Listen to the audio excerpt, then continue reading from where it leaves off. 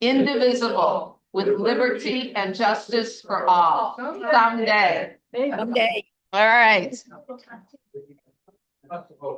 So we got a really jam-packed agenda. There's a lot of stuff to do, and of course we've got our two stellar stars who are going to speak to us, Betsy Coffia, and we've got Carrie Rheingans, who's on Zoom. So let's start. First, thank you all for being here. No, ice does not sadly refer to the weather, but it's for something you're going to hear about later. Thank you to everybody who brought food. My God, and I'm going to just give Charles a special thank you because he brought me a chocolate glazed donut, and I have not had one in years. So if I'm a little more frantic than usual, it's the sugar talking. All right. We do have our No Kings event is on the map, finally. So that is going to be March 28th, Saturday, from 1 to 3. Same place in front of the former Benzonia Township Hall, and then going up and down 31. More information will be forthcoming, but please join us. Last major event that we had the ice out one, which drew about 100 people, but the larger one before that was over 1,000. And so I want to get beyond that. Yeah. We can do it. We can do it. People really do want to come to Benzie. We're convenient for a lot of people who perhaps don't want to go to Traverse or elsewhere, but we are just so grateful for anybody who shares their time, spends time with us, and we're getting noticed. So this, and in a good way too, I think. So put that on your calendar. Also, next Friday, the 27th, is the second of our movie nights.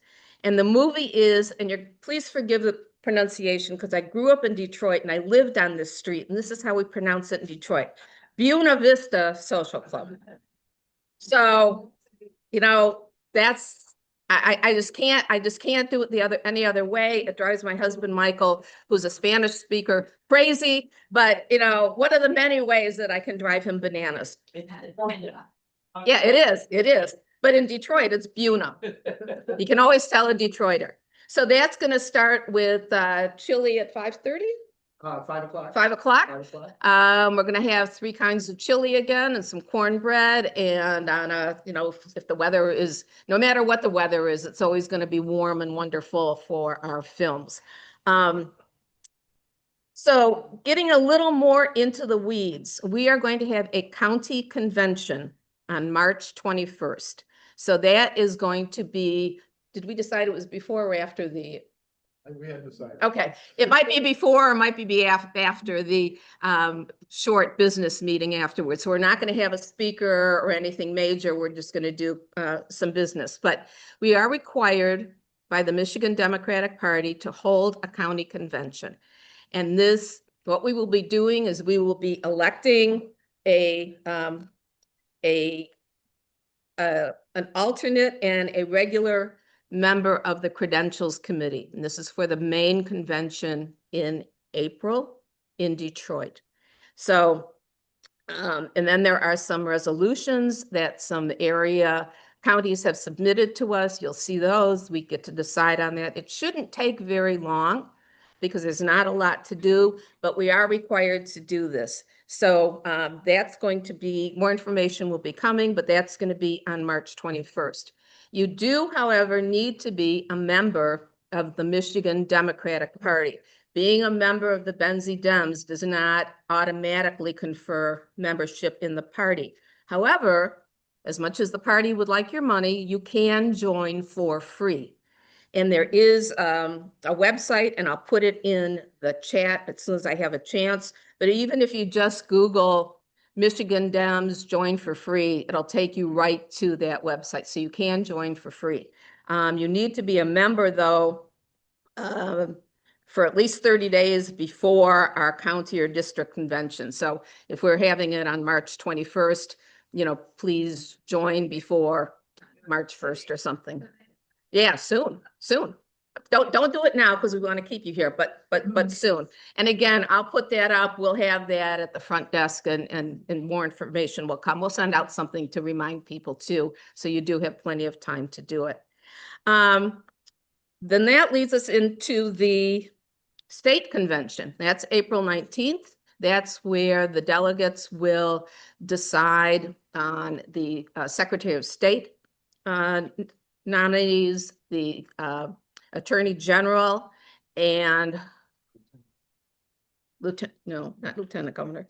School boards. No, that's right, the university boards, the university trustees. There's also some resolutions.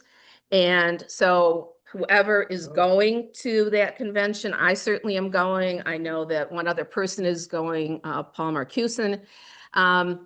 Please let us know if you're interested in going. We know that some candidates are thinking of providing buses in this area to get people down, take them down for the day and bring them back.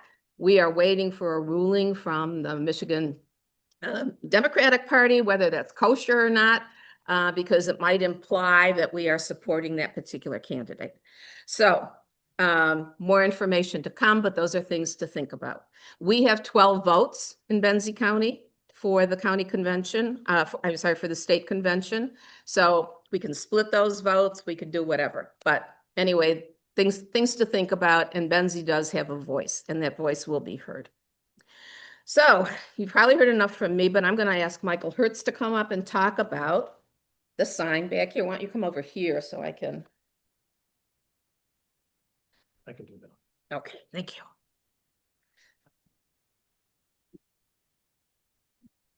Good morning, everybody. I am in part here to introduce you. How are you? I'm Michael Hertz. Didn't you just introduce me? I know, but not everybody listens to me. I forget.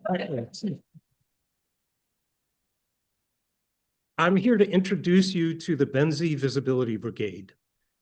I learned about Visibility Brigade probably last fall when a post ran across my Instagram feed from the Kalamazoo Visibility Brigade. And what it showed was a brief video of probably 5 people holding signs made of these foam board letters together that said, Huizenga protects pedo, F-I-L-E-S. Well, Bill Huizenga is a god-awful Republican congressman from the west side of the state, south of us. And I said to myself, well, shoot, we can make one that says Bergman protects pedophiles. It took me a long time to figure out how to do all this stuff. I made contact with the Kalamazoo Visibility Brigade, who put me in contact with the national organization. We are now an official part of the Visibility Brigade. We are called the Benzie Visibility Brigade. We have an email address that comes to me, benzievisibilitybrigade@gmail.com. These signboards, these letterboards are the result of some work by the original Visibility Brigade, including Marcy. Where are you, Marcy? Marcy way in the back, Marcy Grudison. Ann Holm, is she on Zoom? Ann Holm on Zoom, and Pam Yee. And it took us a while to do that. We need to create a bunch more of these. Currently, we only have enough letters to make a couple of signs. You see one here, no ice. The other one says no kings. These signs will be at the No Kings rally on March 28th. There's also one that says we say no. That's a riff on this will stop when enough of us say no. Yeah. And so we say no is Benzie's statement that we've had enough. I am looking for volunteers to come and help. Please send me an email if you're available to help make these. It's actually not very difficult. You don't have to have a great deal of artistic talent. We use a stencil over these and then paint over the stencil. So it's actually quite easy. I will also need volunteers to hold the signs. So it'll take probably four or five people to hold each sign, depending on how big it is.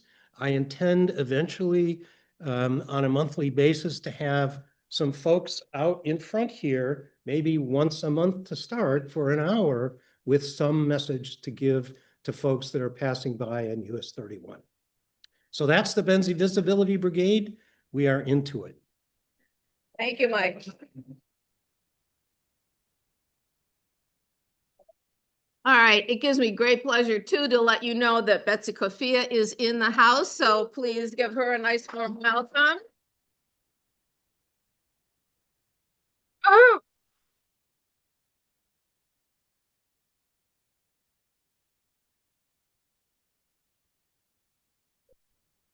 Okay, why don't you have a seat there? Jim's going to do something, but I just wanted you to be up front and to let everybody know that you are here. We are delighted. Okay, Jim, your turn.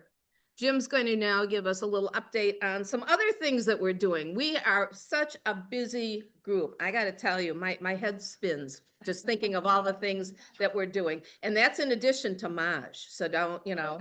I have the right priority. I didn't last time. Ms. Hat Trick. And I just want to say, as a fellow Detroiter, I say Buena Vista. You didn't live on Buena Vista. That's true. That's true. You got me there. Okay. We want to tell you that we ran a kind of a quiet fundraising operation by US mail to raise more money for the banner ads. And it went out 2 weeks ago. And the goal was to raise about $6,000. We're about $1,000 away from that goal right now. So we're very, very close. If you're one of the lucky winners who got one of those letters and haven't responded yet, hey, if you can, send us $50. We'd really appreciate it, or whatever you can. That would be great. Or you could give us a check today and we'd smile and shake your hand, okay? So that's it. And just to review, we had a big increase in the price. They weren't hosing us. It was long overdue. And so we weren't planning to get all the way we didn't have the money to get all the way to the end of the year with those ads on the front page of the Record Patriot. Now we're very, very close and we're sure it's going to happen. So this is great. And thank you all. And I hope you like the messages that we're putting out there. We're trying to do bad cop mostly, but once in a while, good cop. We did a good cop one the other day and thanked everybody who got us through the blizzard, which was fun. Getting through the blizzard was fun. Okay, next up, Baldwin visit is on February 7th. That's a Saturday. It's this month. March. Okay. March 7th, we're going to have sign making here starting at 9. We'll have bagels and coffee and sign making, and we'll be all set up to go. And we'll leave here at 10:30, a little after, and we'll caravan down to Baldwin. And we're not sure exactly what we're doing in Baldwin. We're probably going to stand in front of the place and walk up and down the gravel road. It's about a quarter of a mile to the highway from there. We may do something like that. We're thinking about it and talking about it and checking with other people who've done this. We were there last month and we had about 28 people leave from here, and there was about another 8 or 10 who joined us there, plus some people from Big Rapids. So altogether, there were 40 or 50 people out in front of this place. And It was cold. It was cold. It also feels like the right thing to do. So That's right. yes, it really is. We can't let it go ignored. We can't ignore this. It's too serious. It's too heavy. Is that sign invited? We may as well. Sign will be there. Yes, that sign will be there. Yeah, okay. So that's that. So please show up here on March 7th at 9 if you feel like making a sign, or 9:30. We'll be leaving here at 10:30 to go there. We only stay for an hour. It's about an hour and 20-minute drive back. So you'll be back here by 2:30 on a Saturday. Okay? So thank you. Thanks to all who've gone before, and thanks to you for thinking about coming this next time. That's it. No, it's not it. What else? Oh, that's me? Oh. Okay. Well. It's good to be chair. Looks like we're going right to the main event right now. So listen, it really is true. Betsy does not need any introduction. We all know and love her. She's been our state rep for now well into her second term. She's a real fighter. She's was on the county commission and lots of other stuff when she was very local to Traverse City. She's still a Traverse Cityite, but she's also our representative for the upper quarter right-hand part of the Benzie map, those two townships up there. And she's been working with Carrie Rheingans on some very exciting legislation that Carrie has come up with. She's calling it My Care. Carrie is from Ann Arbor. She's the state representative for Western Ann Arbor, which is the pretty side of Ann Arbor. It's very nice over there and to the west out into the hills. Yeah, it is. And she's has quite a track record in community service. I believe this is her second term as a state representative, kind of like Betsy. And she's very, very interested in social welfare questions, health and education and affordability. If you go to her website, you'll see it all there. It's a great website, by the way. You might want to check it out. But the two of them are going to talk to us today about My Care. And we're going to leave plenty of time for you all to ask questions because it's kind of a big deal to have a state do its own universal health care thing. Last time we heard about that was Mitt Romney, and look what happened to him. No, I'm just kidding. So anyway, please, Betsy and Carrie, take it away.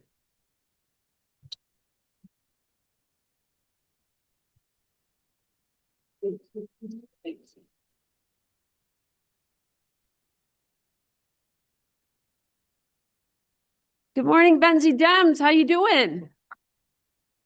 It is so good to be with you all, Madam Chair. Thank you. Good to see you. Good to see you. Yeah, just really, really good to be with you all on this cold February Saturday. Thank you for taking the time to be here. And with my colleague here, Rep Rheingans, virtually, we came in together into the, can we put her on main so that you can see Carrie up close? Yep. Give her the spotlight. Awesome. If there's good trouble happening in the legislature, it is very likely that Representative Carrie Rheingans will be in that mix, as well as myself, wouldn't you say, Carrie? Yes, I agree with that. You know, she has been such a good partner in the legislature. We came in together, and she'll talk a little bit about her background, but, you know, Carrie has expertise in public health. Which is isn't it good to have people who actually have expertise in an area making policy?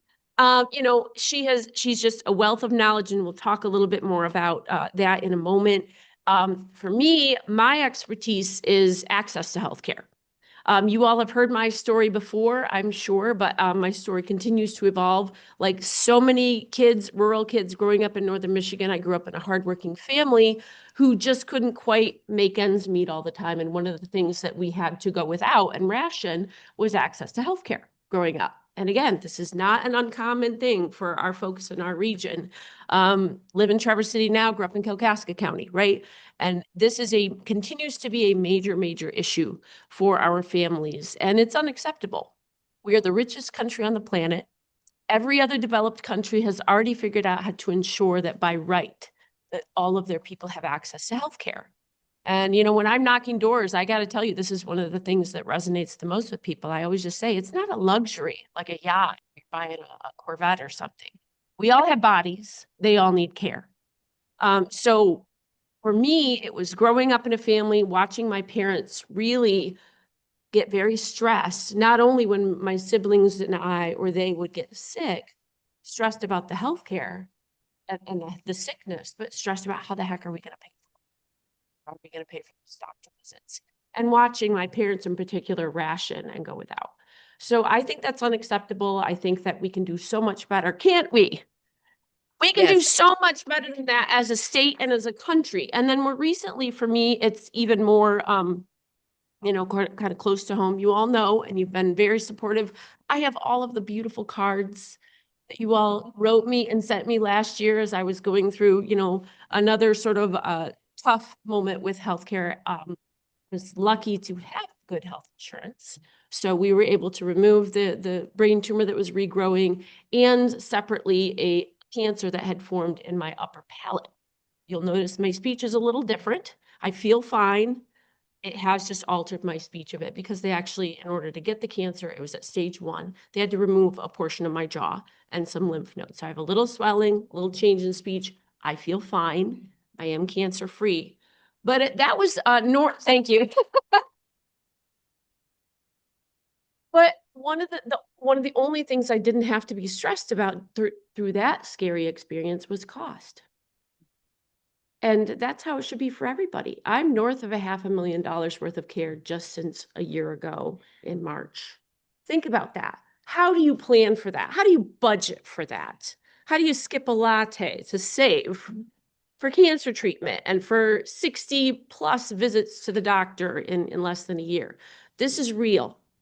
This is something that our community is facing. And, I think that it is so past time that we as a country get to the point where, again, this is a right. Unfortunately, I'm hearing from many, many of my constituents, maybe some of you are seeing this, maybe it's affecting you or someone you love. I just did a roundtable recently where because of the one big beautiful bill, which is really, what do we call it, Carrie, the one big bullshit bill, to give more tax breaks for another yacht for Elon Musk, we're stripping away the Affordable Care Act premium tax credits that middle-class families were using to make sure that their families could get care. I'm hearing from too many families who are losing care entirely. Cuts to Medicaid as well. So we all know the problem, right? The problem is clear. Our job as legislators, as public servants, is to look for solutions. And so I was so grateful getting to the legislature to link up with folks like Representative Rheingans, with her public health expertise, her own background. She can share, if she wants to, some of her own experiences with the healthcare system as a young mom. But what I'm grateful for is that Carrie has applied her knowledge and she has really teamed up with legislators around the country working on this issue of how do we get healthcare for all. Watched her go to DC multiple times. She's been building relationships with members of Congress who are friendly, as well as state lawmakers. And so it was a no-brainer for me to sign on as a co-sponsor, but Carrie's done the lion's share of the work. And so with that, I will stop yapping and let Carrie talk a little bit about my care. Carrie, take it away. Thank you so much, Rep Coffia, and thanks for inviting me. It is a little bit interesting to be on Zoom and see a room full of people and also a Zoom room. I taught at U of M School of Social Work for about 7 years, 3 or 4 of which were during the shutdown portion of the pandemic. So I'm used to Zoom teaching, but it's nice to know that there's a whole giant room full of folks. So hello, everybody. I am proud to be here with Rep Coffia, who has busted butt to explain to people the importance of healthcare. And this is not Rep Coffia's first time hosting a discussion about my care.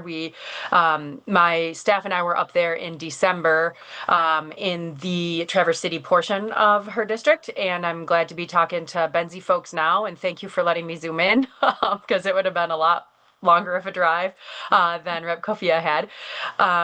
And hopefully I'll be able to get up there in the summer sometime to help do the door knocking portion of our job to help Rep Coffia and then maybe add on some more discussion around my care.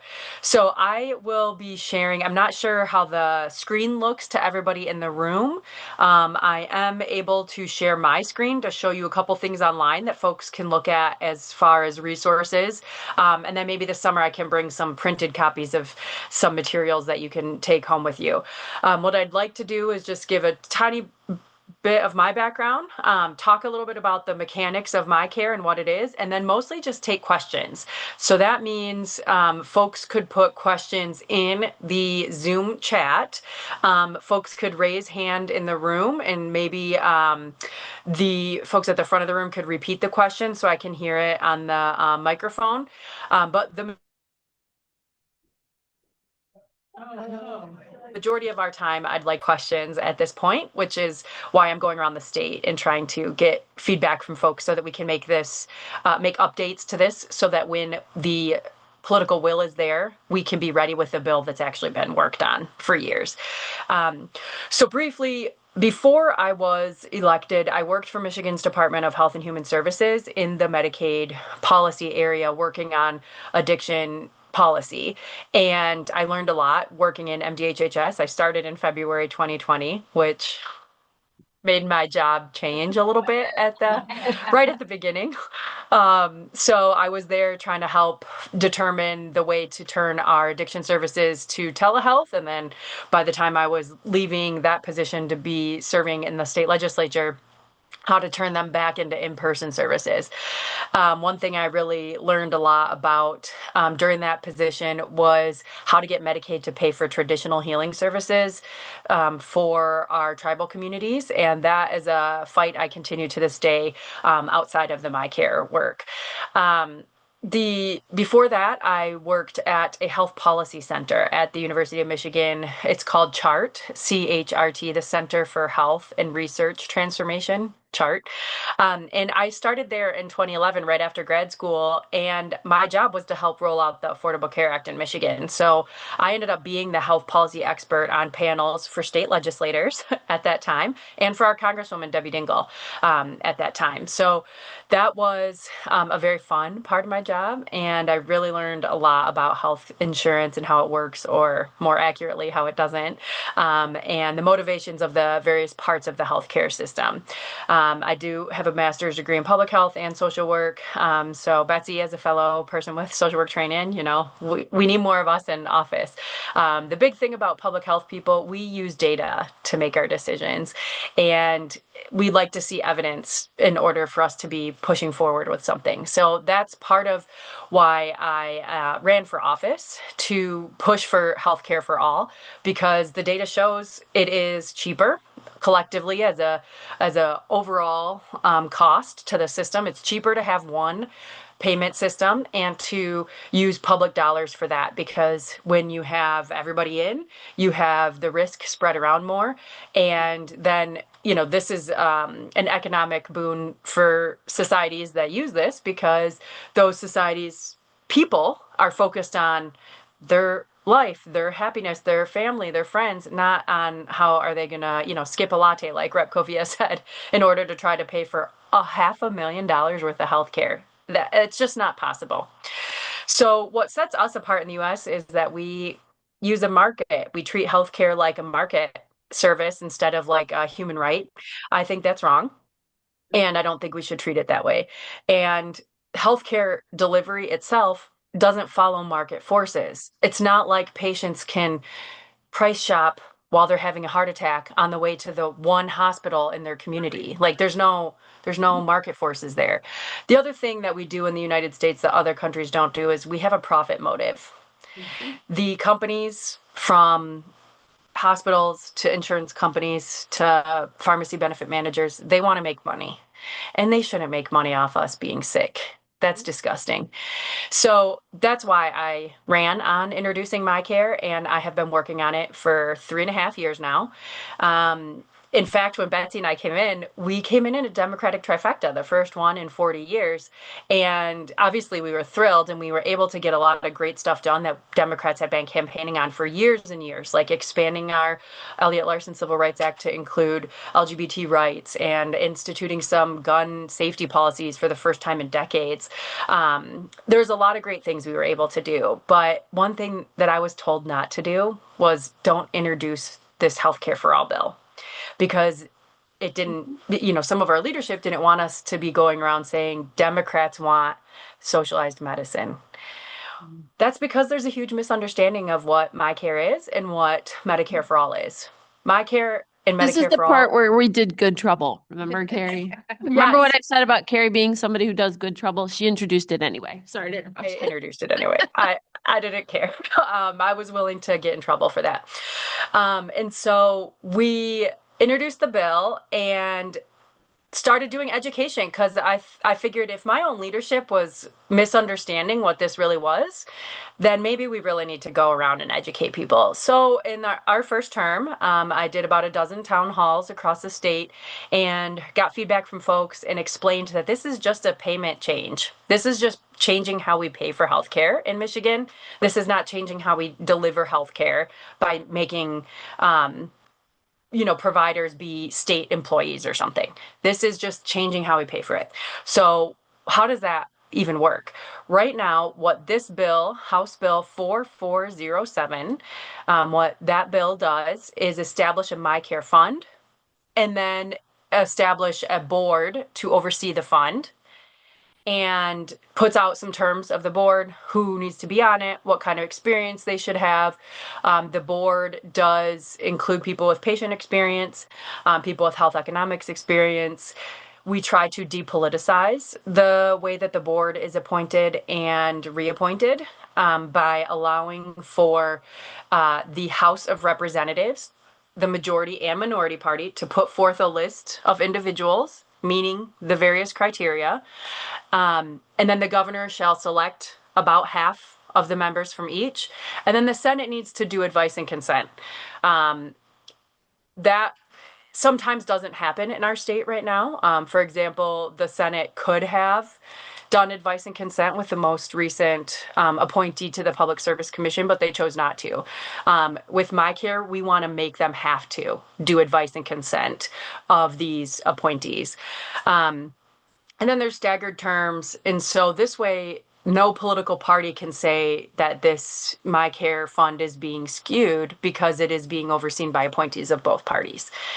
And so we're trying to be strategic with that. We also spell out general categories of what should be covered under MyCare. And I think this is something that sometimes it's hard for people to wrap their heads around. As we were drafting this bill, we truly believe that your brain and your eyes and your ears and even your teeth are part of your body and therefore should have Tell the coverage. insurance companies. Well, they like to have, insurance for this part of your body, your teeth over there, and insurance for your eyes over there. What the heck? That's too complicated and wastes so much time and money and effort. So we just cover everything in MyCare. We say that the intent is to cover medically necessary care. So people ask about plastic surgery, right? Mar-a-Lago face, not medically necessary. If you get in a car crash, your face is burned, reconstructive, that's medically necessary, right? Reconstructive surgery versus Mar-a-Lago face, right? Like we can all see the difference there. So that's what we're intending to have covered. The bill that we introduced does spell out that the service delivery would be paid to providers at the rate of 1.5 times the rate that Medicare currently pays. So for those of you who are aware of how health insurance works now, typically commercial insurance provided by employers pays the most. And then Medicare pays the next most. And then Medicaid pays so far low you can't even see my hands on the screen, right? Yeah. Medicaid really pays low. So what we're proposing is to pay 1.5 times, 150% of that Medicare rate, which sometimes is higher than the commercial rate. So when we've heard from various providers, not only physicians, but dentists and nurses and PAs and NPs, they appreciate the idea of getting paid at a higher rate for services. For devices and prescriptions, we propose to use rates negotiated by the Veterans Administration. So you'll notice our state bill is tying our rates to federal rates. That's so that we don't have to do those negotiations. We don't have to pay staff to do the actuarial science. We don't have to fight, for service delivery. We don't spend that administrative money in our state on those administrative things. We are tying it to federally negotiated rates because if those rates work across the country, they should be able to work in Michigan. So it is a money-saving effort to do that. We also envision MyCare being a bucket of money. We put federal dollars in, we put state dollars in, and then that bucket of money every year pays for the healthcare services that Michiganders need. There's 10 million Michiganders. Not everybody's going to need $500,000 worth of health care every year. Maybe some people need none.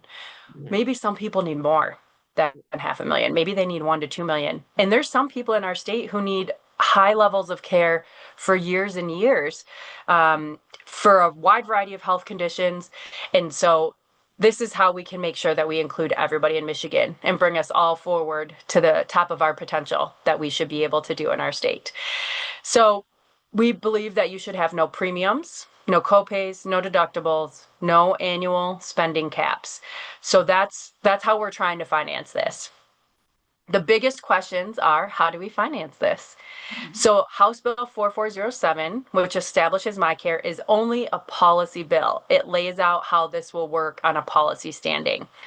We are still trying to put all the puzzle pieces together of the best way to finance this without certainty of federal approval. So you'll remember I just said we have a bucket of money, we put federal dollars in.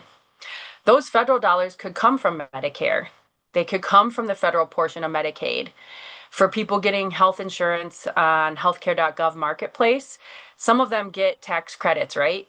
So how do we use those tax credit dollars to help fill our bucket? And then what is the rate that we tax people in Michigan, businesses and individuals, to help fill the rest of that bucket? If people aren't paying premiums and their employers aren't paying premiums, then they can be paying a tax instead.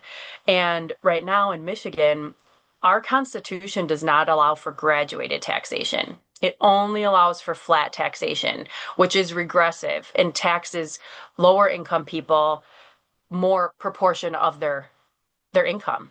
So what we're proposing is to change our state constitution to allow taxing higher wealth individuals a higher rate and lower income individuals a lower rate. We also propose to graduate the business tax, where we tax wealthy corporations the highest rate and small businesses the lowest rate. And we would like to tie that somehow to profits over a year. How do we graduate that tax? So those are some of the major issues that we know about, is the financing. And so we have been working on that financing puzzle. And we have been working with some health economists, some experts. We're trying to do a Michigan-specific study to see how much this may actually cost us in Michigan and how much it will save.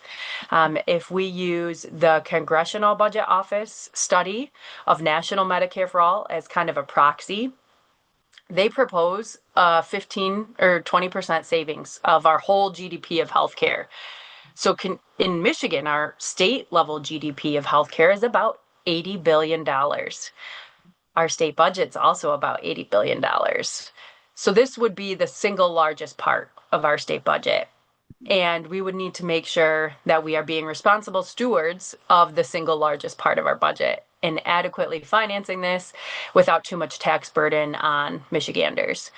So this is the thing that we're still trying to figure out and getting a study organized to do this and figure out how much it'll cost, how much we can save, and how to really finance that. So that's a lot. I would love to share a couple resources. I can share them in the chat here. We do have a one-page document that I'm putting in that's in a Google Doc, and then that's like downloadable. But I also will share on my website. I have a web page dedicated specifically to MyCare. So this is my campaign website that I'm showing you because I can edit it easily. My official side website, unfortunately, gets censored by the House Business Office and is slow to be updated. So since I actually control this one, that's where I keep my MyCare information. So there's descriptions here of what I've recently said about the mechanics, what MyCare will cover, who it will cover, how it may change some decisions with no profit motive, things like that. So there's a little bit of an overview here. You'll see some endorsing organizations. And so if Benzie Dems would like to eventually pass a resolution in support, I would welcome that. I do have a longer term strategy that I'll talk about in just a second.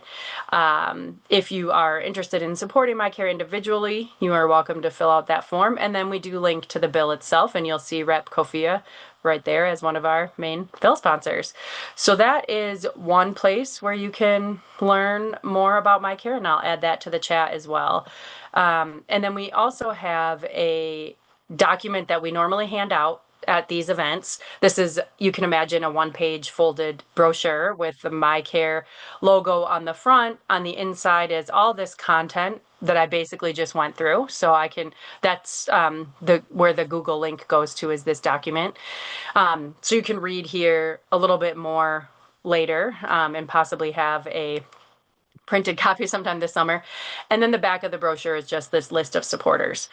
So those are the things that I would like you to just know as an overview, and hopefully the hosts can email out these links that I just put in the chat.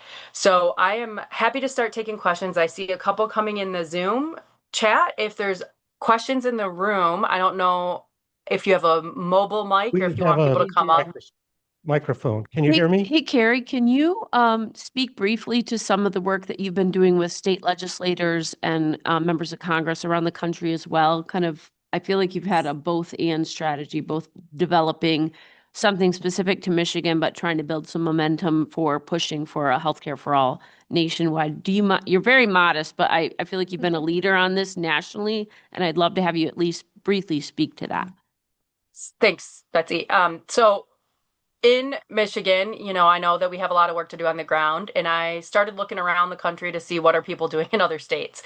So over the beginning of 2025, I called about 24 state legislators in states from coast to coast, and even Hawaii, and talked to them about their bills. And we've compared and contrasted. And then we have formed a Signal group chat. Signal is just an app that's encrypted. And so we share new research. We cheer each other on when each state introduces their new bill. And we have actually met in person and in Zoom multiple times. We met last summer in person in Washington, D.C., when the federal government, Senator Ed Markey from Massachusetts and Congressman Ro Khanna from California introduced a bill called the State-Based Universal Healthcare Act, SBUHCA. They call it SABUCA, which is not the best acronym. But the State-Based Universal Healthcare Act, should it pass and be signed by the president, would require the federal government to approve state-level plans and to allow federal dollars. So that would be a huge help for our plan in Michigan. So I went there, and they actually held off on introducing their bill until July last year, until we could get a crew of state legislators there to help advocate for it. So they let us speak at their press conference, and then we all hit the ground and handed out advocacy papers to all of our Congress people. So every single congressperson in Michigan and our 2 senators received information about MyCare in Michigan and why we need SABUCA in order to make MyCare work. We have stayed in touch. We have agreed that we want to start a national legislative level caucus. We're partnering with the National Medicare for All Caucus to do that.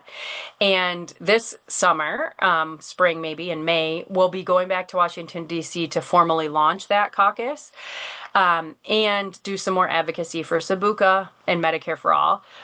In the rest of 2026, I am pushing my colleagues in the other states to have at least one town hall. It could be like this, that's hybrid, Zoom and in person.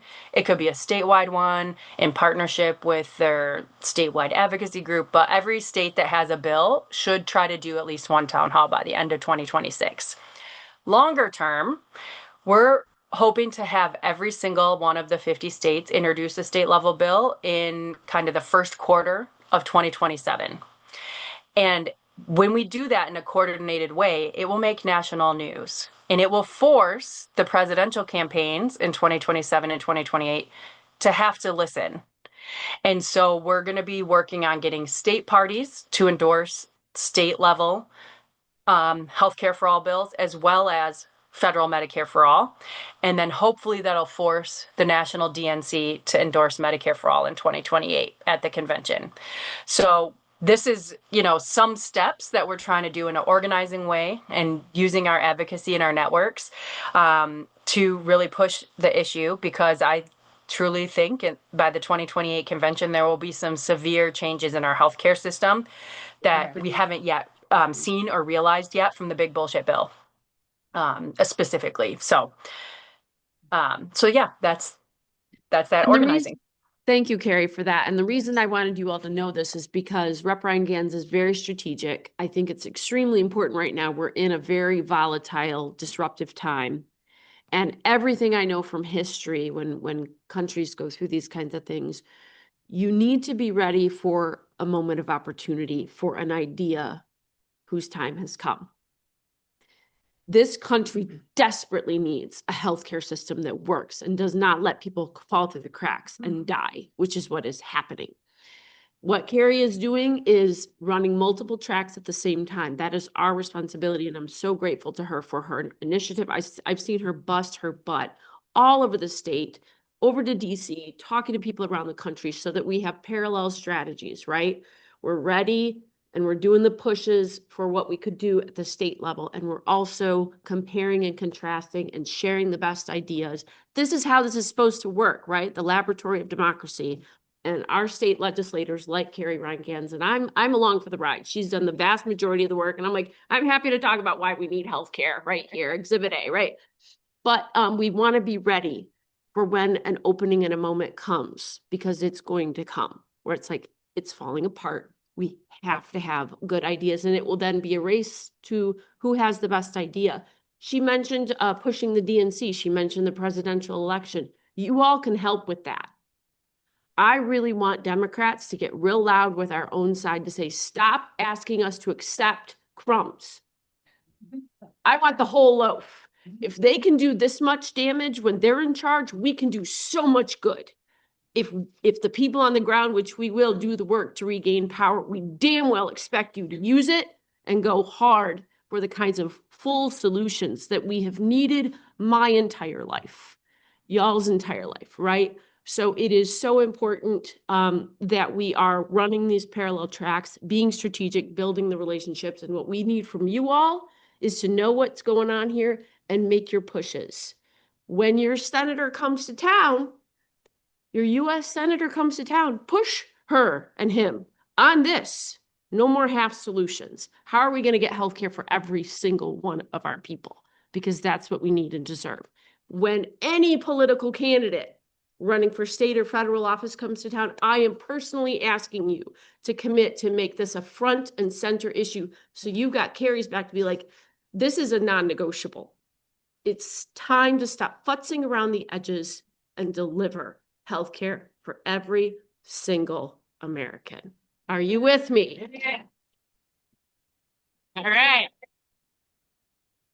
I do see one question in the chat. Have you All right, spoken let's let Carrie answer some questions. So I have the microphone. I'm going to ask the first question. Michael? Can you hear me? I can hear you. You Yeah. can. So you heard sort of my introduction earlier, but what you didn't hear is that I have the same MPH that you do. In 2010, I was the oldest graduate of the University of Michigan School of Public Health, and it was the most valuable educational experience I ever had. What I didn't hear you talk about was outcomes and how my care would have an impact on outcomes for healthcare.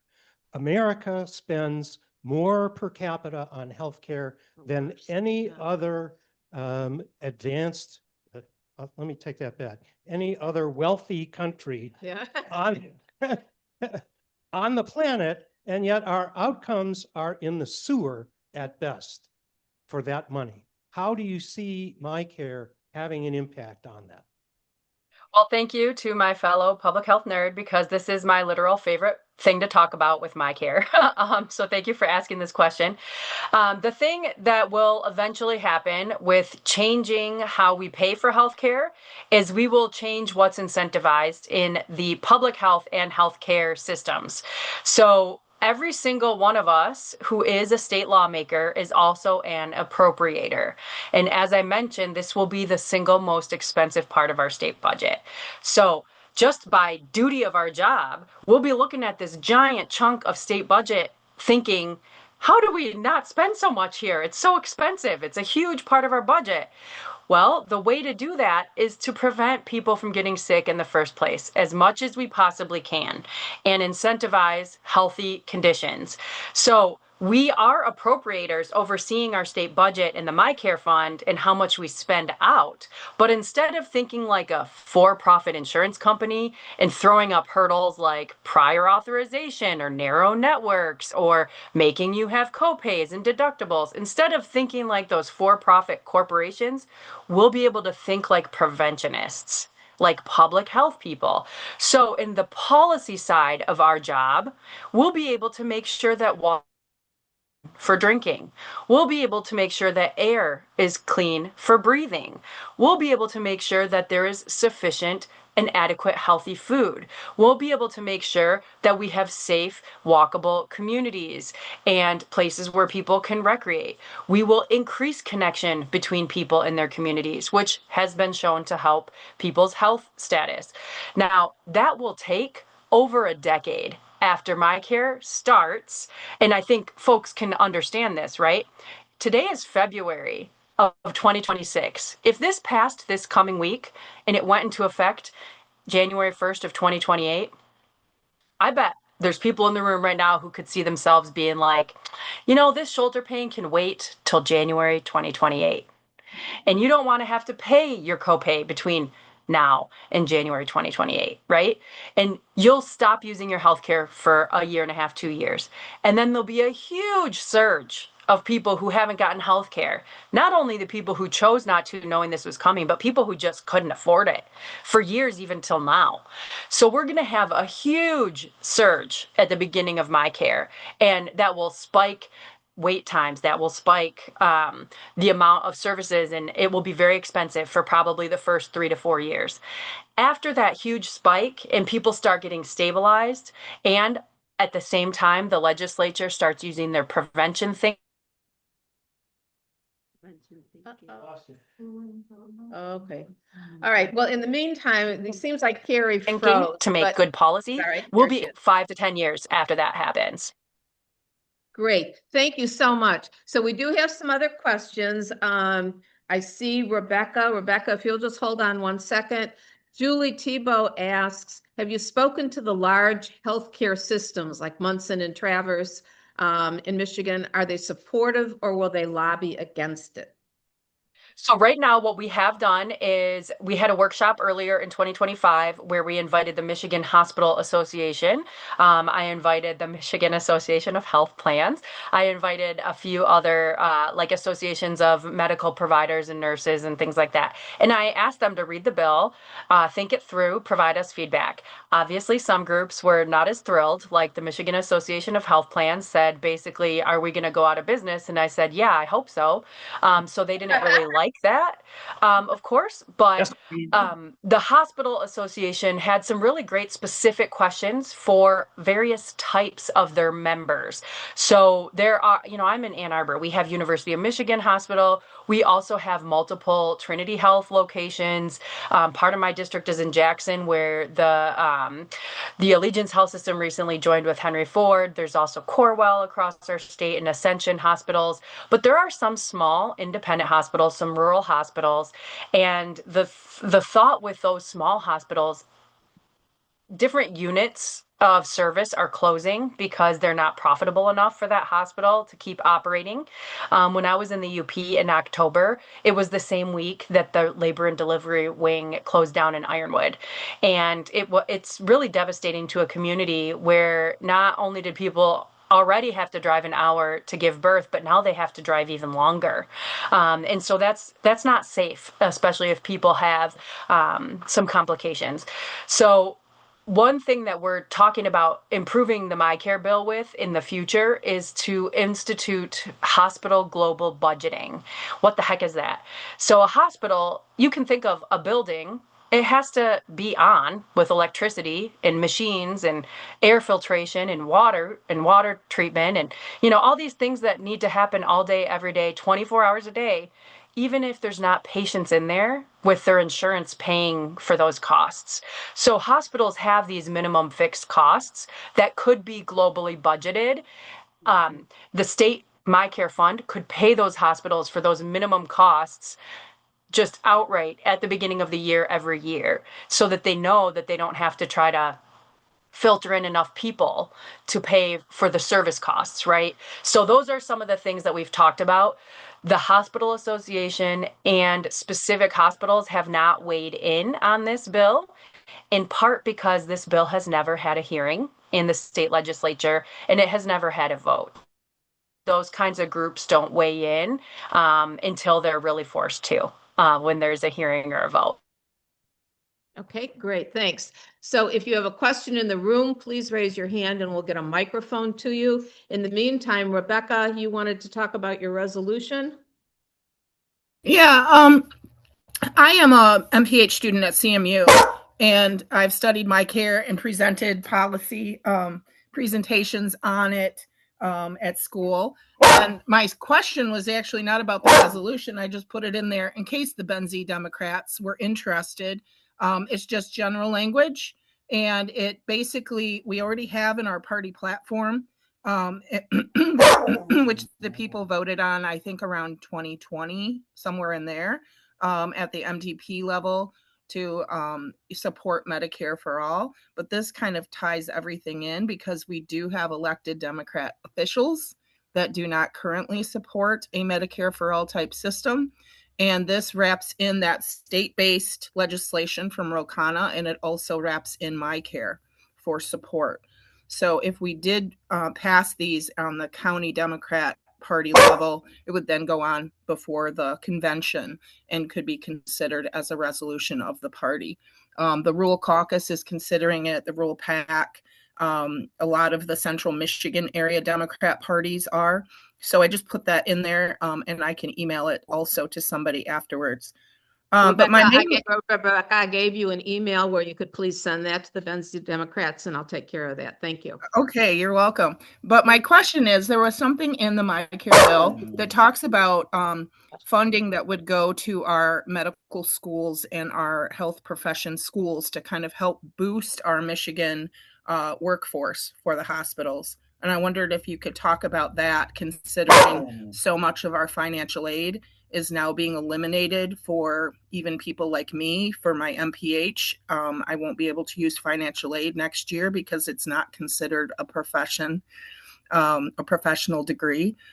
So when we're going to need doctors and more nurses and things of that sort, I wondered how the plan works to give money to our local schools. So my internet cut out briefly, but I think the end of your question is the gist of it. So My Care adds a bucket of money that is controlled by the state legislature as appropriators. We can decide what to do with that money. Now, of course, the original purpose of that bucket of money is to pay for the healthcare services that Michiganders need. Eventually, we may have plenty of savings if people are healthy, if they're not using as much as expenditures, right, for their health care. And so there could be a time where some of the My Care Fund itself could be used to help incentivize people to be trained as a physician associate or a nurse practitioner or a physician or a public health professional like yourself.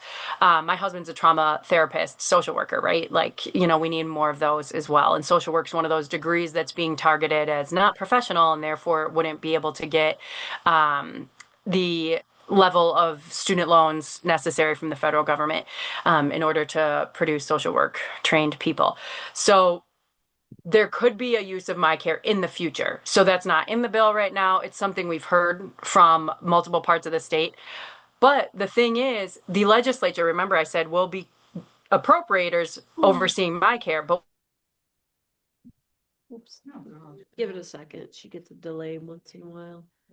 Seems like it usually comes back online. Okay, until we get Carrie back. Sure. I services for a certain number of years.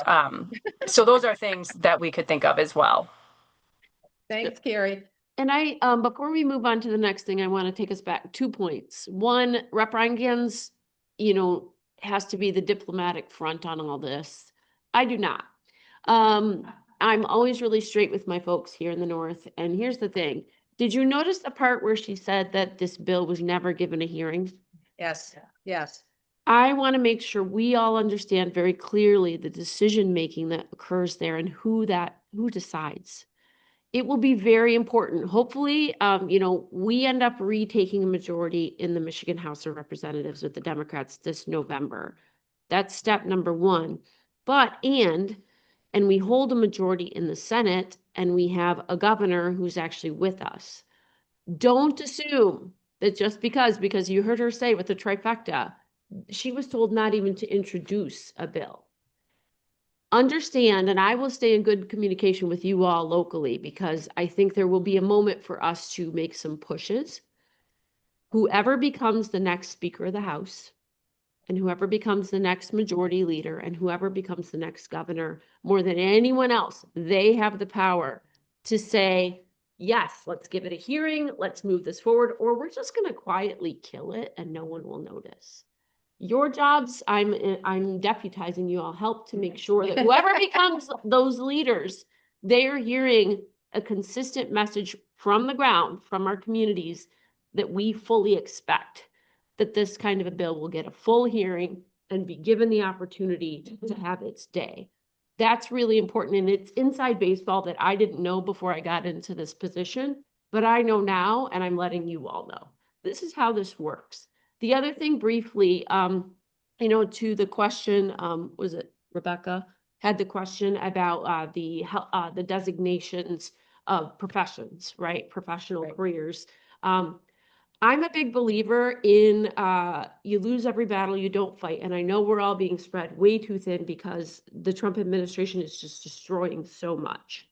But if you're feeling particularly fired up about this one, and you probably should, because social work and nurses, we need people in those pipelines. And what he's trying to do is strip away financial aid so that we are going to have an even bigger dearth in the profession. We can't afford to have fewer nurses. We can't afford to have fewer social workers out in the field. So I have watched this administration try a whole bunch of things, but sometimes when there's really strong pushback, and now it's an election year and all these members of Congress are up for re-election, be like, what the hell are you doing? You are going to actively cut off the pipeline when we desperately need more nurses. We desperately need more social workers. We desperately need all these people. So this is an area that I would encourage people to raise some hell with your members of Congress on. I know if you've got Bergman or Molinar, that can be just, frustrating, but do it anyway. Yeah. Because I have watched the Trump administration walk back multiple of these stupid, terrible ideas when they get enough pushback. And if you're feeling fired up about that, link up with Michigan Nurses Association. They are actually doing a push along with the teachers union and others. They're pushing on the Trump administration on this issue. And they'll have some stuff on their website for how you can plug in. If you've got the bandwidth, this is a really important fight to have, because I don't think we should just give up on the idea that all of these professions will no longer access financial aid. Fight them. We can do that. And we other questions? Win. Yeah, go ahead for other questions. I have one. Hi, Carrie. Wait. We've got a question here. Aubrey, you had a question? Yes, thank you. So I think that I didn't know, actually it was Mary Roebling who brought it up to me that in Canada, their universal healthcare didn't happen all at the top level, that it was, and I read up about it, that it had started in Saskatchewan and then it kind of grew from there. And I think personally that that's a really good way to pitch this to people and to talk about it, because I think that people are really disenfranchised with how Obamacare got watered down from what it originally was to what it ended up being. And I just wanted to bring that up to you and to wonder if you've kind of thought about including that in your pitch. And also, someone else had asked what other states are doing this and what states you're working with. And I just wondered if you could talk about that a little bit more. Sure. So Somebody earlier mentioned Mitt Romney, and I wanted to clarify that when Mitt Romney was the governor of Massachusetts, what he proposed, instead of a universal single payer publicly financed healthcare payment system, which is what I'm talking about, he actually proposed the precursor to the Affordable Care Act, or Obamacare. So I think I mentioned earlier, folks may be aware that there's kind of three ways people get insurance in this country. You can get it through your employer, which is about half of folks tend to get private coverage through their employer. You can get some sort of public coverage, be it Medicare, which is for people who are 65 and up for the most part, some people with certain disabilities, or you could get Medicaid, which is for lower income folks, and that is a Oh dear, it'll come back. It'll come back, but Arlene, you're the next one to ask a question. Thank you. a federal and state partnership run differently. And then individuals can just buy health insurance directly from a company. And so what the Mitt Romney plan in Massachusetts did was require everybody in Massachusetts to have health insurance. If you didn't get it through your employer or a public program, you had to buy it. And if you didn't buy it, you had a fee. This is the individual mandate. And so that then they also made some changes that required more employers to cover more people.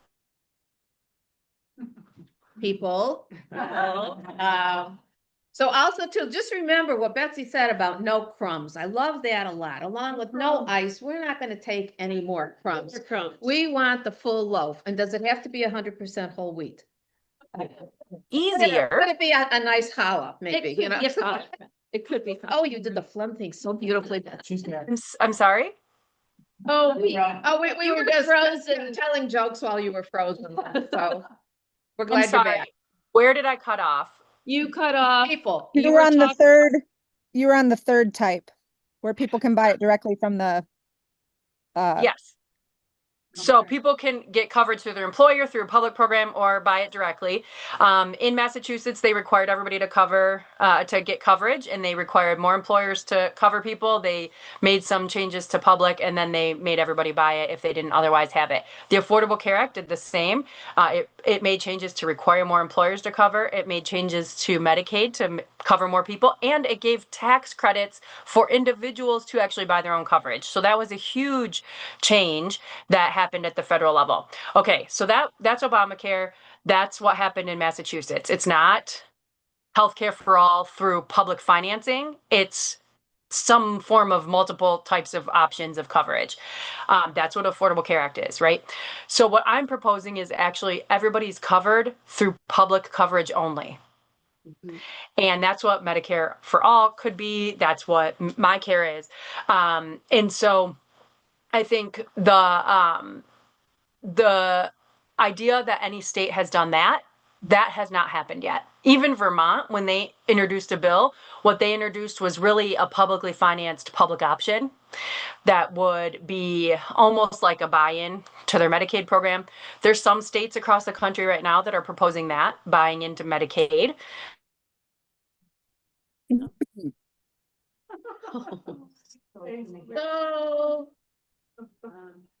No, Barry, it wasn't your fault.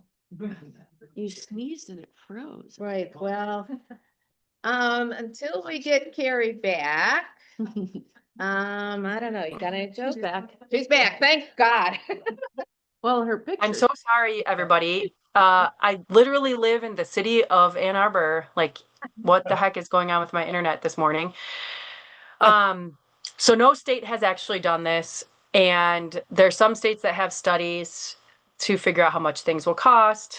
And there's some states that have created like a healthcare for all board already, but they haven't implemented it. So no state has actually done this, which is why we're starting that caucus to really publicly compete with each other, to share information, to really do the advocacy across state lines that people need to see in order for some state to get this to happen.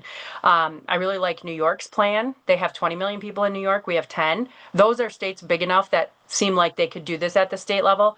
New York actually proposes to do graduated taxation and have kind of just the rich and wealthy pay for healthcare for everybody at the state level. They don't even rely on federal money in their plan. I'm not opposed to having the DeVosses and the Matty Maroons and the Illiches and everybody in Michigan, the billionaires, to help pay for healthcare for all the rest of us. That's not the proposal we have at this point. So that's a great question. Thanks. Okay, Arlene, finally. That's a perfect lead into my question, though. I wonder what your timeline is for amending the state constitution to allow for progressive taxation, and will that be discussed at the state convention? So there is a ballot initiative right now. I think folks are well aware of the Invest in My Kids proposal. They're collecting signatures right now. And so that would do a taxing of a high level of income. It's not exactly graduated taxation, but that is kind of a test case for us to see how that might work. There are two ways to make a constitutional amendment in Michigan. The easiest and cheapest way is if the state legislature passes a concurrent resolution that would put such a question on the ballot for Michigan voters to vote for. This bypasses the governor. It would have the two checks, right? It would have the check of the people's representatives put it on the ballot, and then the people themselves vote for it. The other way to do this is for the people to get enough signatures and put it on the ballot, and then have the people vote on that to change our constitution. We do not have a timeline for this at this moment. We're watching to see what happens with Invest in My Kids. And I do think that going around the state right now, talking to people about my care, is putting words into your brain so that when our health system collapses in the next couple of years, when everybody's looking around scrambling, what do we do? People will say, we do my care. We've heard about it. They've been working on it. It's ready. And that's when there'll be enough momentum to collect signatures or to force the legislature to put this on the ballot for free. So I think we've probably got a couple years before the political will in the state really tips toward my care, which is why I'm spending my time right now fixing it so it's ready when everybody is demanding it. Great. Okay, any other questions? Wait a minute, we've got another question here. Hi, you said that no one has done this before, no other state. Do you remember like 15 years ago, maybe? Oregon had it, and then the federal government sued them and said you cannot have it. Right, so no state has done it. They hadn't done it, but they had it laid out. They had like 355 things they insured, and the last couple they didn't were like, if you're still an alcoholic, you can't get a new liver, which is like kind of the standard anyway. And the feds threw a fit and sued them. Yeah, so that is Oregon had created a board, like a healthcare for all commission, and then they started working on this. They hadn't actually changed their tax laws or implemented the financing side of it. So that is something that we're learning from. The same thing with Vermont's plan when they passed something that was kind of like a public option. They didn't graduate the taxation enough with small businesses. So that is things that we are thankful, I guess, to our fellow states for making those mistakes before us, so we don't make them. But this is part of why we're comparing notes to see how this will work. Colorado has a bill that passed to fund a Colorado specific study, but their study is going to create like a template almost that other states could use to do some calculations in our own states. So that's something I didn't even know about before I started talking to the other legislators. So it is really helpful for us to work across state lines to figure out how to do this. And we might end up all agreeing to go after one specific model in the next couple of years as well. So that's something that's possible as well. Okay, we've got another question here. And then Barry. And then Barry. Okay. Barry, you need a microphone. Fortunately, there's one right next to you. Hello. Hello. Okay. So the population of Democrats and Republicans is going to fluctuate probably forever. Speak a little louder because they have to Oh. hear you here too. The population of Democrats and Republicans in office within the state is going to fluctuate probably for the rest of our lives and beyond. Your bucket of money is going to have a lid of some sort on it. We've seen that Republicans find creative ways to reach and grab money and do really weird shit with it. What kind of protections are you going to have for your system for that bucket of money and make sure it gets spent like you want it to? So there's two options here. One is to write some aspects into the law, especially if we do a constitutional amendment and we write some restrictions into the constitutional amendment about siphoning off expenditures. So that is the most policy proof and politics proof way to do that. The other thing that I think people really underestimate is that when 10 million Michiganders know that they can go to the doctor and they don't have to pay to have their kid be seen when they have strep throat, they don't have to pay at the pharmacy to get their medicine, and they can just focus on actually getting better. And doctors don't have to get on health insurance panel after health insurance panel and report this data to that one and that data. When there's 10 million people in Michigan who have seen how this works in a new way, those 10 million people are going to be pissed as hell when these Republicans try to do some bullshit with it. So I think that Republicans need to keep an eye out on their back and figure out if they really want to fuck with 10 million Michiganders who like the new way. All right, before we go to Robert's question, I just want to read Reverend Steve's comment where he completely trusts Carrie and Betsy to get it right. And I think we all agree with Reverend Steve there. Okay, Robert. Well, close, really close. Okay, close. Is this close? Can you hear me? Yes, Loud. I can hear you. No? Yeah? Yes? Yes. Loud? Yes, Okay, I can hear you. I just have, so my question is, I go to township meetings around here and I listen to this guy who's head of the EMS. And one of the things he talks about is fentanyl overdoses and the meth thing. So one of his things is that he used to be able to administer like one dose of this Narcan or whatever it is to bring these people back from an overdose. So the last meeting I went to, he says now he's going to have to request enough of this stuff to administer 4 to 5 doses per person to bring them out of this stuff. The other thing he talks about is he has a special needs daughter who also has mental health issues. So he wanted to find her a bed somewhere close. So as close as he could find was southern Indiana. So my question, you know, and this is an ongoing, I know it's an ongoing problem. And I know that, the medical issue, but how about, you know, community mental health? That's my question. And I know Michigan has a horrendous problem with this, and we have had ever since, See, the view is right Don there. Engler decided to decimate the whole system. Oh, But see the view. I'm just Bring this wondering, over, it you know, goes away. how does community mental health fit into this whole thing? Thank you. That's a great question. So in Michigan right now, what is known as community mental health is our publicly financed mental health system. It is financed by Medicaid dollars. And so the way that that works in Michigan is our state gets money from the federal government and puts some money into the Medicaid fund right now. We carve part of that out for behavioral health specifically, and then we distribute that to 10 regions across the state. There is an administrative organization called a prepaid inpatient health plan. They act as a payer for those 10 regions. So that's a level of administration.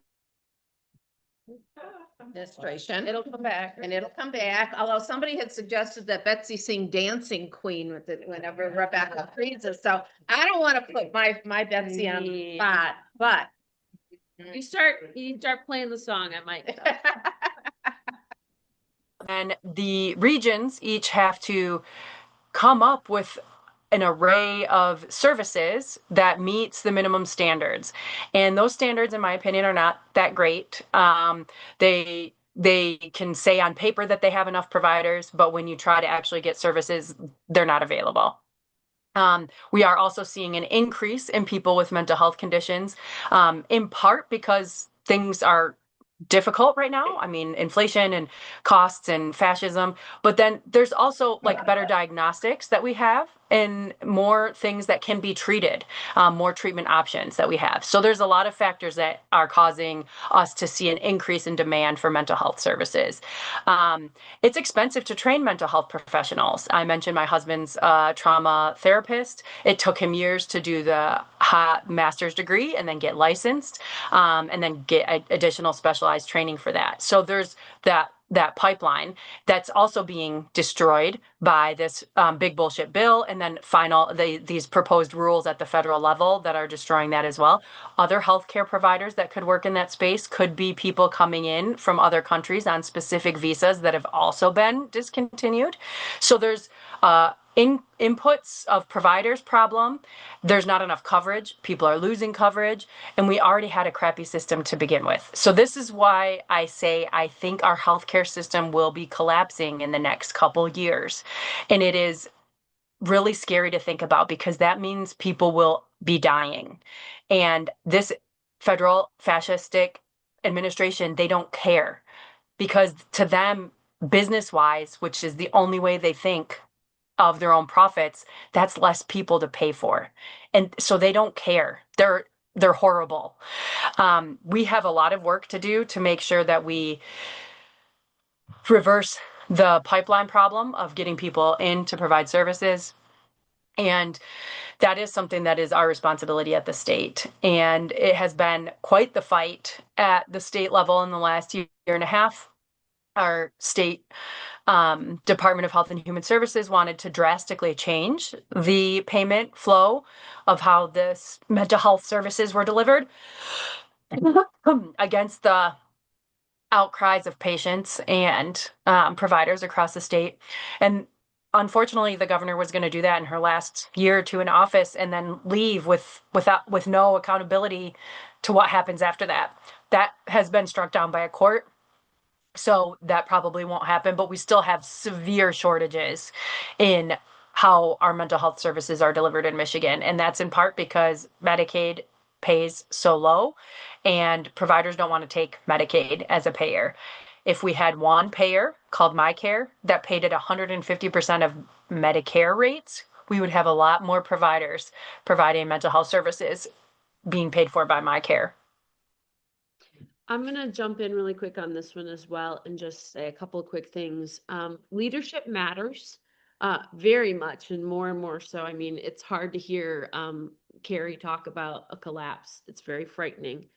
And it's a reminder to me, we need elected leaders and the people who are going to appoint the next head of DHHS, the people who will be administering our Medicaid system, administering our CMH system. We need to be thinking about this strategically and pushing the people who are running to be the next governor, right? Because the governor will appoint who is running DHHS. They will appoint these different folks. Carrie and I have both endorsed Jocelyn Benson as it happens. And one of the reasons I endorsed her, and I am pushing her, and I'm inviting you all to push her, because when somebody's running for office is a great time to push them to make commitments and then hold them accountable to get in. We need people who can think and problem solve through very complicated and difficult systems, and be able to assess and really identify the choke points and have a real plan for reform. Benson, when she came in, you might remember, to the Secretary of State. The Secretary of State used to be awful. You go to the DMV, right? Like, it's hours and hours. It was so inefficient. And she took an approach that I really appreciate. She went in with her street clothes and a ball cap and had her staff do this. Every single branch in the state. They went in and observed. They took notes. They talked to the constituents. They talked to the workers.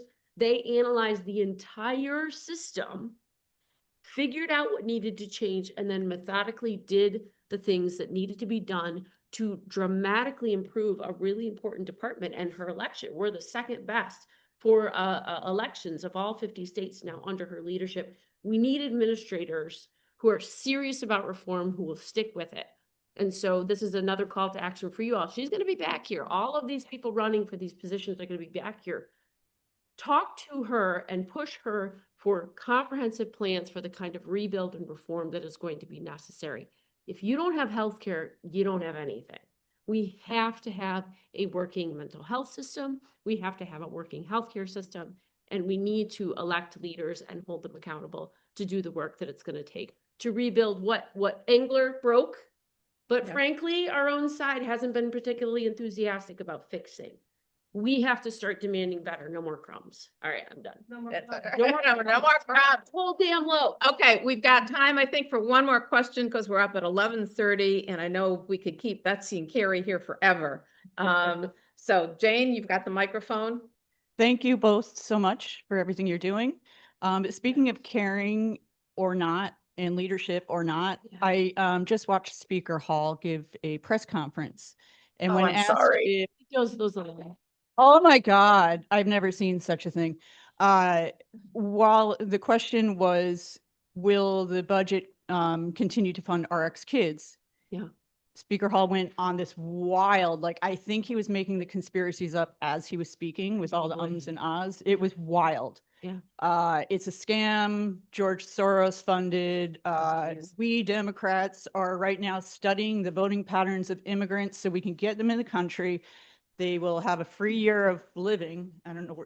And then they have a baby, and then RX will provide a free year of funding. And then because they've had a baby, they get to the front of the line. And he kept saying, and he uses he said illegal alien like 25 times. He's delusional. He's totally delusional. So my question is this: while I was listening to this crap that he was just spewing out, I was literally sick to my stomach. I was almost crying because I've spent 25 years of my life working with babies and families, and to like the amount of good that this program, like literally life-changing good this can do for people, is just sick that he's going to talk about it this way. So are the Dems doing anything to help our kids? Please, thank you. Do you want to start, Betsy? Sure. Yeah. So RX Kids, briefly for folks who are not as aware, and thank you for bringing that up. It is a critically important program. RX Kids is a program that does public-private match. You could have a private local foundation. We've had the tribes contribute. We do a match so that essentially in the prenatal period, and then for either 6 months or a year after a baby is born, it's literally just cash to help cover prenatal vitamins, strollers, baby. It can cover rent, whatever the thing is that the family might need to give that infant the safest and best possible start to life. It is essentially straightforward cash assistance that allows that family to invest in what they need. It exists in the UP, in the Eastern UP right now. It's in Clare County. Yeah, they just started it there. It started in Flint after the Flint water crisis. We were seeing all these struggling families needing just a little bit of extra to cover basic expenses and make sure the parent and the baby are getting the care they need in those early times. It's a very popular bipartisan program. It has had lots of support by even Republicans in the Senate. And yes, the Democrats are working to protect that funding in our budget as well as expand it. I'm in conversations to try to get it in more counties, including here in Benzie, as well as we're in Traverse and Leelanau now. So I would, I think of watching Matt Hall's press conference kind of like reading the public comment section on Facebook. It's not good for your mental health. He does that all the time. And Carrie, you can weigh in with what you think of Matt Hall, but he kind of sees himself as a mini Trump. And he does, I swear to God, the man does more press conferences than days of session.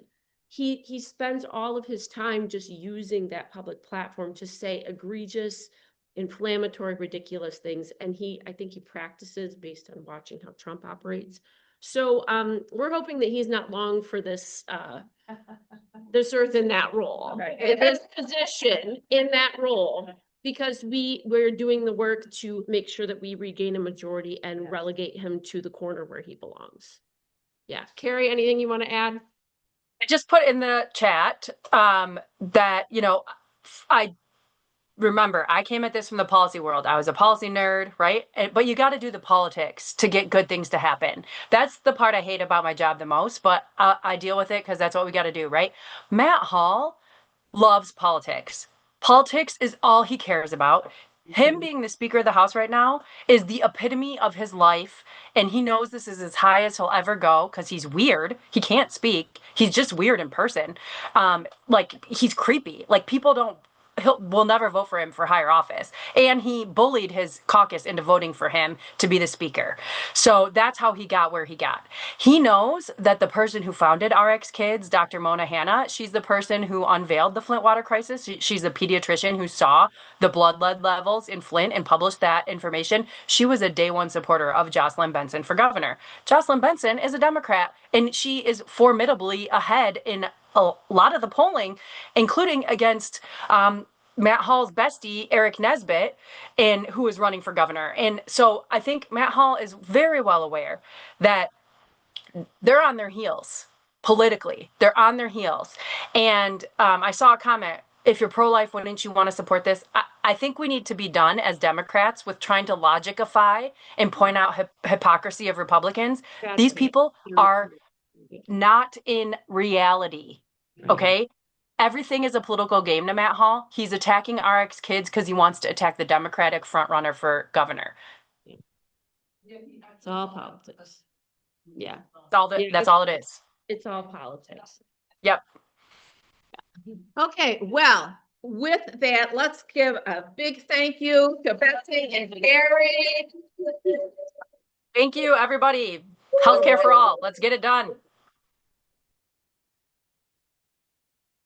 They both know that they are welcome back anytime. I know we've got lots of questions too. This will be, this is not a one-time presentation, but I think we all have some clear direction from both Betsy and Carrie that what we can do individually to keep pressure on this issue, become educated about it, and do something. I mean, this is our health, this is our kids' health, this is our grandkids' health. Even though I don't have kids or grandkids, I'm going to rely on your kids and grandkids to take care of me when I get older. So, I want some smart people and some healthy people in this state too.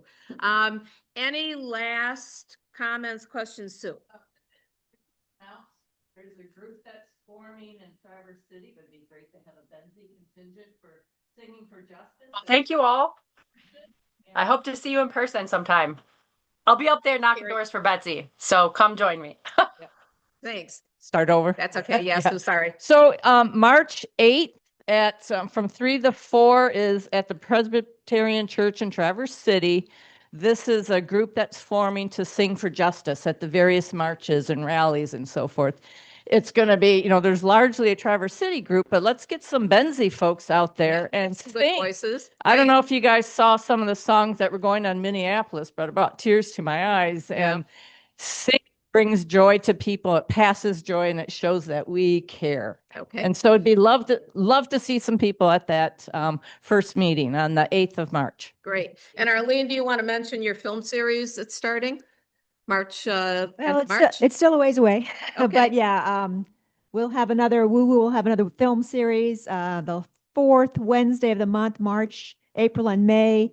Howard Zinn's the first one. Howard Zinn, You Can't Be Neutral on a Moving Train will be the first film. So yeah, I'd And encourage you to come out to that, and then hopefully have some discussions afterwards about this, where we are and where we want to be and how we get there. Okay, great. Thank you. All right, everybody. Sue, can I have an email? Somebody asked where they could get some to sign up. Yeah. Sue Jennings 6 at gmail.com. gmail.com. Okay, great.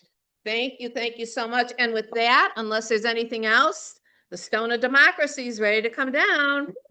Meeting is over. Thank you all. Thank you all. Drive safely. I love you all. Thank you for being on Zoom. This is fabulous. Thank you so much, Carrie and Betsy. Betsy, I wish I could have been there to give you a big hug, but I gave her one okay.